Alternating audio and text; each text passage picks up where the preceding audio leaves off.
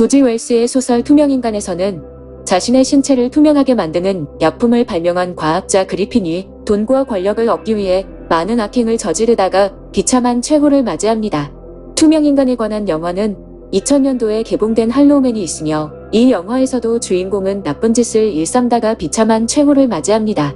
투명인간 외에 투명 장비에 대한 묘사는 영화 해리포터와 아즈카반의 죄수에서 주인공 해리포터가 사용한 투명 망토가 있습니다.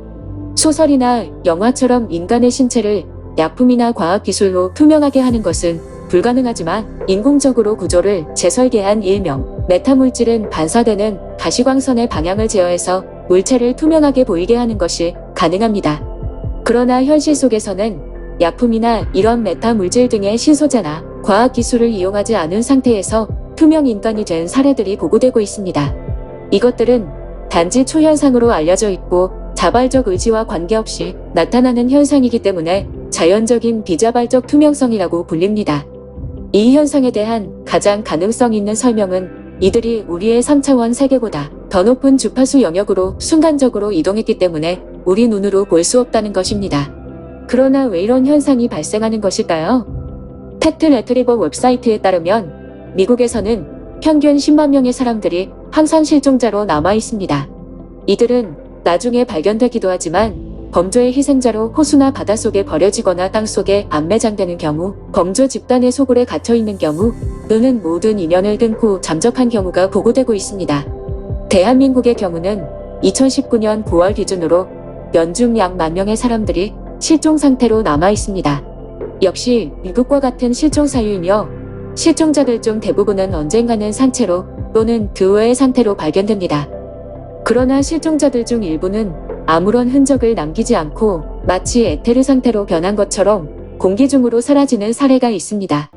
이런 방식으로 사라진 사람들은 성별에 관계없이 어린이부터 노인까지 모든 연령대에 존재하며 이러한 경우들은 할리우드의 공포 영화를 보는 것과 같습니다. 투명하게 사라지는 죄수. 이것은 사라지는 죄수로 알려진 이야기입니다. 때는 1815년이고 장소는 프로이센 감옥이었습니다. 수감자의 이름은 뇌졸중으로 사망한 고용주의 신분을 위장한 혐의로 형을 선고받은 디데리치였습니다. 그날은 감옥의 일상적인 평범한 오후였고 디데리치는 다른 죄수들과 함께 묶인 상태로 죄수들의 일일 운동의 일환으로 감옥 마당을 걷고 있었습니다. 어느 순간 다른 죄수들이 모두 보고 있는 가운데 디데리치는 말 그대로 서서히 투명해지기 시작했고 완전히 사라졌습니다. 그의 수갑과 다리에 차고 있던 족쇄가 땅에 떨어져 소리가 났습니다. 이날 이후로 디데리치를 본 사람은 아무도 없습니다. 달리는 버스 안에서 사라진 승객. 2차 대전에 참전한 군인이었던 제임스 테드 포드는 1949년 11월 하순 미국 버몬트주 세인트 알반스에 살고 있던 가족 방문을 마치고 같은 주의 자기 집이 있는 베닝턴 카운티로 향하는 버스를 탔습니다. 같은 버스에 탔던 14명의 승객 모두는 테드 포드가 목적지에 도착하기 직전까지 자기 좌석에서 자고 있는 것을 목격했다고 증언했습니다. 그러나 버스가 베닝턴에 도착했을 때 테드 포드의 흔적은 완전히 사라졌고 그의 모든 소지품은 좌석과 버스의 수화물칸에 있었습니다. 이 사건에 대해 더 이상한 점은 테드 포드의 아내도 몇 년 전에 사라졌다는 것입니다. 그는 1945년 2차 대전이 종전된 후 은퇴해서 집에 돌아왔지만 그의 아내는 흔적도 없었고 모든 살림살이와 아내의 소지품들이 방치된 것을 발견했습니다. 도나 히그비는 1994년부터 자연적인 비자발적 투명성에 관한 조사와 연구를 하고 있는 미국의 여성 초현상 연구자입니다. 도나는 자신들의 신체가 공공장소에서 투명해지는 것을 경험하는 미국과 다른 나라 사람들의 사례를 조사했습니다.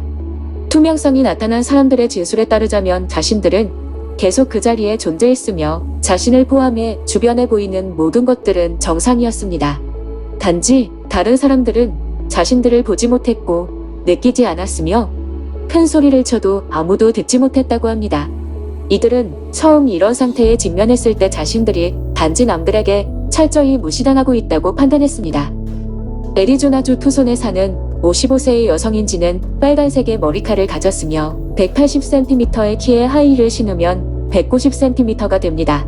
게다가 그녀는 즐겨 입는 보라색 드레스와 번쩍이는 큰 귀걸이로 인해 공공장소에서 눈에 띄지 않을 수가 없습니다. 하지만 그녀는 종종 은행이나 도서관, 식당, 슈퍼마켓 안에서 사람들에게 전혀 보이지 않게 됩니다. 진은 은행 금고에 침투해서 돈을 가지고 걸어 나와도 아무도 모를 것이라고 농담을 하며 자신의 상태를 낙관적으로 보는 편입니다. 이런 상태를 가진 사람들은 그것이 차원적 투명성이고 일시적으로 나타난다는 것을 깨닫기까지 많은 혼란을 겪습니다. 그리고 자신들의 일시적인 투명성이 영구적으로 변할 수 있다는 불안감에 시달립니다. 1987년 당시 37세였던 피터는 영국 글로스터셔의 가정집 파티에 초대되었습니다. 그는 친구들과 대화 도중에 화장실을 사용하기 위해 2층으로 올라갔고 그의 뒤를 이어 한 여자가 따라와 화장실 문 밖에서 기다리고 있었습니다. 피터는 보리를 보고 화장실 밖으로 나오며 복도에서 기다리던 여자에게 들어가라고 말했지만 여자는 전혀 움직이지 않았습니다. 그는 다들 음주를 하는 상태였기 때문에 크게 신경 쓰지 않았고 밑으로 내려가 다시 친구들을 만나 말을 걸었지만 그들은 마치 피터가 앞에 보이지 않는 것처럼 철저히 무시했습니다. 친구들이 장난을 친다고 생각한 피터는 다시 2층의 화장실로 가서 세수를 하고 술을 좀 빼려고 했습니다. 화장실 문 앞에는 아직 그 여자가 서 있었고 밑에 계단을 올라오는 피터를 보자마자 크게 놀란 표정을 지으며 언제 나왔냐고 물어보았습니다. 뭔가 상황이 이상한 걸 눈치챈 피터는 곧바로 아래층으로 내려가 친구들에게 왜 조금 전에 나를 모른 척 무시했냐? 왜 실없는 장난을 쳤냐고 화를 냈습니다. 그러자 친구들은 무슨 소리를 하는 거냐? 우리는 너를 본 적도 없는데 무슨 헛소리를 하는 거냐고 반문을 했습니다. 미국 미네소타주 미니애폴리스의 제니스는 다른 사람들보다 투명 상태로 된 시간이 길었던 여성입니다. 이 상태가 처음 나타났을 때 그녀는 10대였고 5명의 친구들과 장난삼아 백화점에서 물건을 훔치자고 계획하고 실행에 옮깁니다. 이들은 백화점 점원들의 신고를 받고 출동한 경찰에 의해 경찰서로 연행되어 갔습니다. 한 명씩 경찰서에서 조사를 받았고 진술서를 작성했으나 친구들을 포함해 아무도 뒤에 서 있던 제니스에게 눈길을 주는 사람은 없었습니다. 제니스는 뭔가 이상한 상황이 발생한 것을 느끼며 경찰서 내부를 천천히 걸어 밖으로 나왔고 그동안 경찰서 내부와 정문의 경비조차도 자신에게 눈길 한번 주는 사람이 없다는 것을 확인했습니다. 이 사건은 나이가 어린 10대 소녀들의 장난질이라 각자의 부모가 불려온 후에 훈방 조치되었고 제니스는 나중에 동네에서 친구들을 만나 왜 아까 누구도 아무 말도 안 하고 나를 모른 척 했냐고 물어봤지만 친구들은 우린 내가 백화점 안에 있다고 생각했다는 것입니다. 불특정 일반인들에게 왜 이런 현상이 나타나는지, 그 상태가 오래 지속되면 영구적인 실종이 되는 것인지, 그리고 실종자의 육체가 다른 차원에 속하게 되는 건지는 알 수 없습니다. 무엇보다 종종 보고되는 사람이 공기 중으로 사라지는 상태와 이런 일시적인 투명성이 같은 현상인지를 알 수 없습니다. 사실상 인간의 투명성은 고대로부터 알려져 있었습니다. 유럽의 고대 샤머니즘은 인더스 계곡으로 이주한 아리안족 사람들이 계승했습니다. 이들은 위대한 영적 성취, 우월한 지식, 기범한 능력을 가진 남녀를 리시라고 불렀습니다. 힌두교의 기초를 이루는 베다는 기원전 1000년경에 시작된 리시들의 가르침에서 비롯되었습니다. 베다에는 힌두교 사제들이 지닌 능력에 대한 설명이 있고 이것은 고대의 마법사, 마녀, 무당 등의 마법적이고 샤머니즘적인 능력과 매우 흡사합니다. 후대로 내려가 기원전 700에서 300년경의 힌두교에서는 우파니샤드라는 비밀교리가 포착되었습니다. 우파니샤드에는 요가 타트바라고 불리는 항목이 있는데 이것은 신의 본질에 대한 지식을 얻기 위한 이론과 훈련에 대해 설명합니다. 인도 고대의 4대 요가 중 하나인 라자 요가를 습득하는 수행자는 시다스라고 하는 초자연적인 능력을 사용하는 법을 배웠으며 이런 능력을 사용할 수 있으면 영적으로 진보했다는 지표로 해석되었습니다.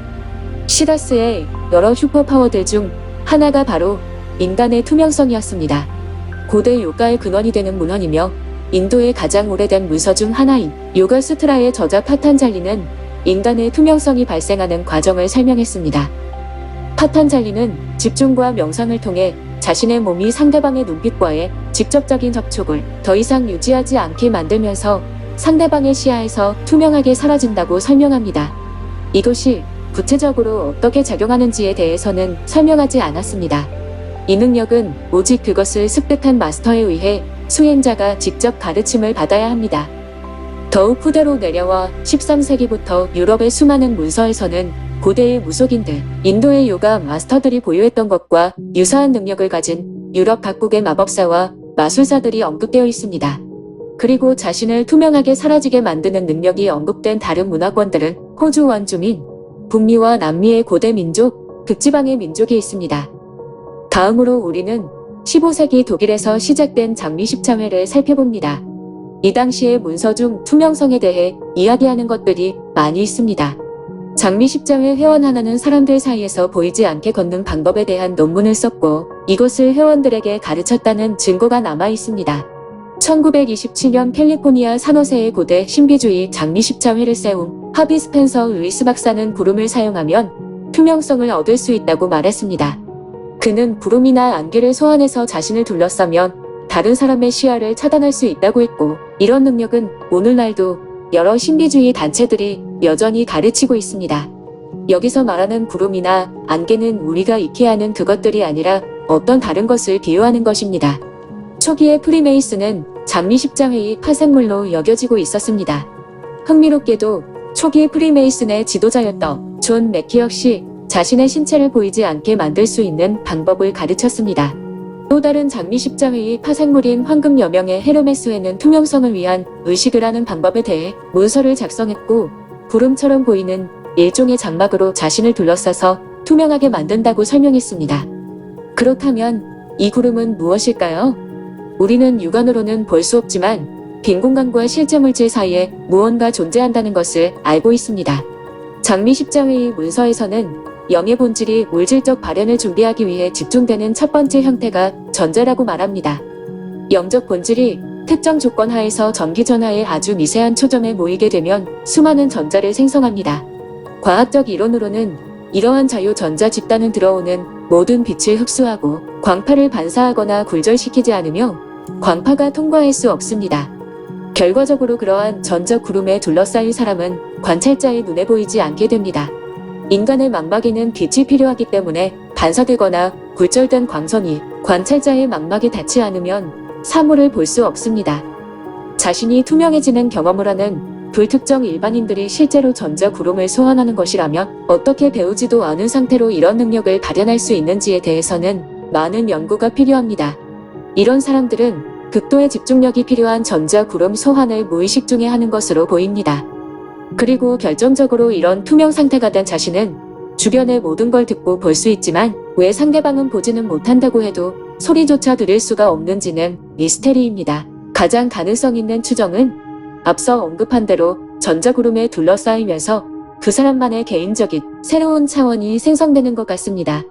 도나는 불특정 사람들의 투명성과 역시 투명성이 나타나는 외계인에게 납치된 경험이 있다고 주장하는 사람들 사이에 상관관계는 없다고 결론지었으며 투명해진 경험을 가진 불특정 사람들은 평균 이상의 심령 능력을 가지고 있다는 것을 발견했습니다.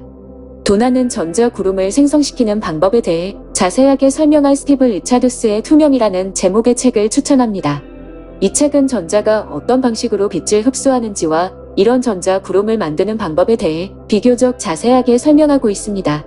그녀 자신은 이것을 시도하지 않았기 때문에 정확성을 보증할 수는 없지만 고대의 비술이 체계적으로 잘 정리가 된 것 같다고 합니다.